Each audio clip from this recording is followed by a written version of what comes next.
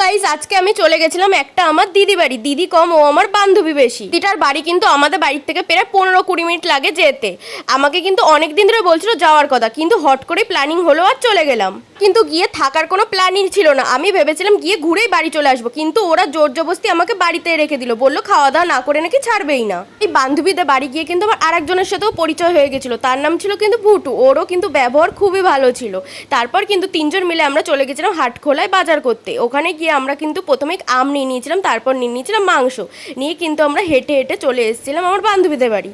আমার হাঁটার না একদমই অভ্যেস নেই। তারপর আমার সেনসিটিভ স্কিন, এই রোদের মধ্যে এতটা হেঁটে এসে কিন্তু আমার মুখ পুরো লাল টকটকে হয়ে গেছিলো। অনেকক্ষণ মুখে বরফ ডোলাডলি করার পর তারপর বসে গেছি আম মাখা খেতে। বান্ধবীর বাড়ি যেহেতু পুরো মাঠের পাশে ছিল, ওর জন্য কিন্তু খুব জোরে জোরে হাওয়াও দিচ্ছিল। এই এক সপ্তাহ ধরে না আমার মন মেজাজ ভীষণ খারাপ ছিল। আমি কিন্তু ঘর থেকে বেরোচ্ছিলাম না পর্যন্ত। আর আমার এই বান্ধবীদের বাড়িতে এসে সবাই মিলে আম মাখা খেয়ে এত মজা করেছিলাম আমরা, মনটা কিন্তু পুরো ফুরফুরে হয়ে গেছিলো। আরে গরম পড়েছে, এই গরমের মধ্যে কিন্তু এই টক টক কিন্তু আম মাখা খেতে ভীষণ ভালো লাগছিল গাইস। খুশির সময়, আনন্দের সময় কিন্তু তুমি হাজার মানুষকে পাশে পেয়ে যাবে। তুমি যখন কষ্টে থাকবে না, যে তোমার পাশে থাকবে সেই কিন্তু তোমার প্রকৃত বন্ধু।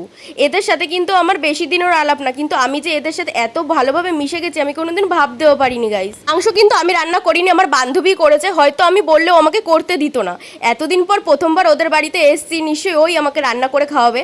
আর মাংসটাও ঝটপট করলেও মাংসটা কিন্তু সেই টেস্টি হয়েছিল। থালা ভাত মাংস দিয়ে সাটানোর পর তারপর চলে গেছিলাম আমরা মাঠে আড্ডা মারতে সবাই মিলে। মাঠে যে দুপুরবেলা এত সুন্দর হাওয়া দিচ্ছিল না, চট পেতে কিন্তু বসে কিন্তু গল্প করার মজাই আলাদা ছিল। যখন আমার বন্ধু বান্ধবীরা সবাই বাড়ি ছিল, যাদের সাথে ভালো সম্পর্ক ছিল তাদের সাথে কিন্তু আমি অনেক মজা করতাম। যেহেতু এখন কারোর সাথে সেরকম একটা সম্পর্ক ভালো নেই, আর যাদের সাথে ভালো তারা কিন্তু বাড়ি নেই, ওর জন্য অনেক দিন বাদ এদের সাথে মিশে এত মজা করেছিলাম না বলার মতো না। আসার সময় পাইট খেয়ে তাড়াতাড়ি করে বাড়ি চলে এসেছিলাম 6টার দিকে।